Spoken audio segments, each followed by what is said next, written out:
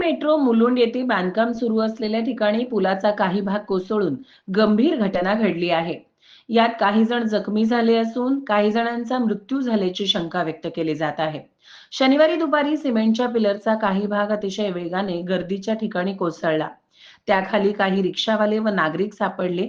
त्यात काही जण जखमी झाले असून त्यांच्यावर उपचार केले जात आहेत, तर काही जण दगावल्याची शक्यता नाकारता येत नाही.